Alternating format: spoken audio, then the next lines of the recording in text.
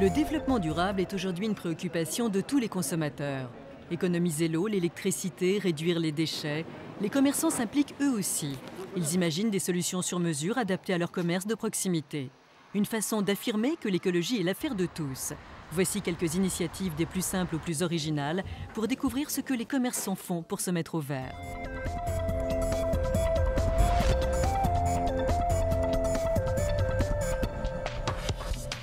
Pain au chocolat, croissants et baguettes fraîches, nous sommes de bon matin dans la boulangerie artisanale de Domitille-Flichy. Il y a un an, cette jeune femme a décidé de créer ce commerce avec Antoine Soave, un jeune boulanger. La boulangerie de Domitille-Flichy a pour objectif de démontrer qu'une boulangerie, commerce de proximité par excellence, peut aussi être un lieu propice au développement durable. C'est quelque chose qui m'a toujours intéressé, le développement durable. Et en plus, je pense que le commerce de proximité, et notamment les commerces alimentaires, je pense qu'on a vraiment un enjeu et un défi à relever dans le développement durable.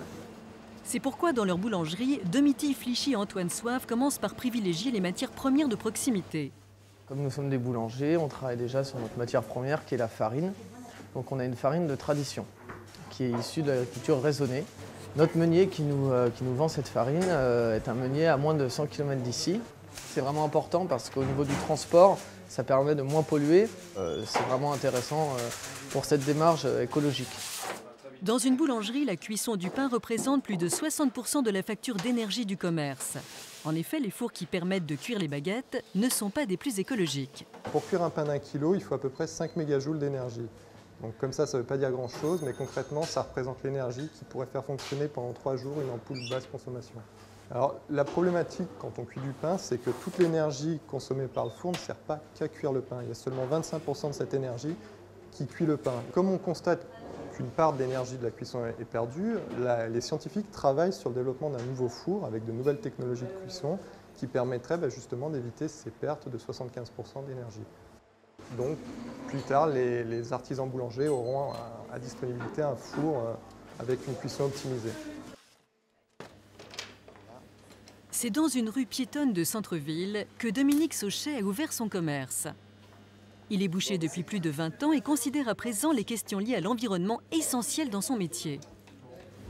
Pour moi, en tant que commerçant, l'écologie, c'est très important. En tant que boucher, nous sommes des gros consommateurs d'emballage. On emballe nos viandes dans un film alimentaire, après plus dans un feuille de trèfle, et après on le remet dans un sac. On consomme beaucoup d'énergie parce qu'une chambre froide représente à peu près 10 frigos d'une ménagère, donc ça tourne jour et nuit. Pareil, l'éclairage, on consomme beaucoup d'éclairage parce que c'est allumé du matin jusqu'au soir. Face à ce constat, il a décidé de prendre un certain nombre d'initiatives dans son commerce en utilisant des emballages alimentaires plus écologiques et des sacs plastiques biodégradables. L'éclairage, on utilise des ampoules à basse consommation qui permettent de consommer moins d'électricité et qui durent plus longtemps. Alors les frigos, on a refait 2 frigos à neuf. Maintenant, on a une nouvelle technologie d'isolation qui permet de consommer 5 à 6% de moins qu'avant. Jean-Claude Vergne est pâtissier depuis plus de 15 ans. Chez lui, tout est fait maison, les chocolats, les pâtisseries, les gâteaux. Travailler dans le respect de l'environnement est important. D'autant plus qu'il est conscient que la pâtisserie est une activité très consommatrice d'énergie et de ressources. Nous sommes de gros consommateurs d'eau. Automatiquement, toute la journée, pendant 7 heures de travail, c'est en continu. Ensuite, le sol, avec une superficie comme on a dans le laboratoire, automatiquement, c'est des litres et des litres d'eau, des mètres cubes même, qui s'en vont. On a donc essayé de mettre une centrale de recyclage de manière à pouvoir économiser l'eau. Avec plus de 5000 entreprises et 22 000 salariés, la pâtisserie artisanale est un commerce de proximité qui entend bien améliorer ses bonnes pratiques écologiques. En général, les consommateurs sont très attentifs à l'attention du commerçant sur toutes les questions environnement, économie d'énergie. Charge au pâtissier de le faire savoir, de communiquer sur ces sujets. Et on sait que les consommateurs sont très ouverts sur ces questions-là. Tri des déchets, recyclage ou réduction de la consommation d'énergie, les commerçants de proximité entendent s'aligner sur les habitudes écologiques des consommateurs. Mais l'adaptation à une boutique ou un magasin n'est pas forcément une chose facile. Une démarche globale et cohérente doit s'appuyer sur des outils concrets et précis. C'est pourquoi la boutique exemplaire a été créée. C'est un outil de démonstration des différentes pratiques de développement durable, facile à adopter par les commerçants de proximité. De la gestion des déchets au choix des produits d'entretien en passant par l'éclairage.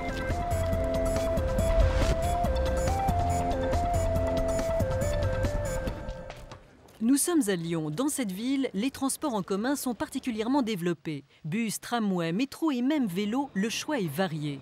C'est pourquoi les commerçants ont décidé de laisser leur voiture au garage et adoptent des moyens de transport plus respectueux de l'environnement. Question transport, Axel Laroyenne va plus loin encore. Sa boutique de linge de maison propose un service de livraison écologique.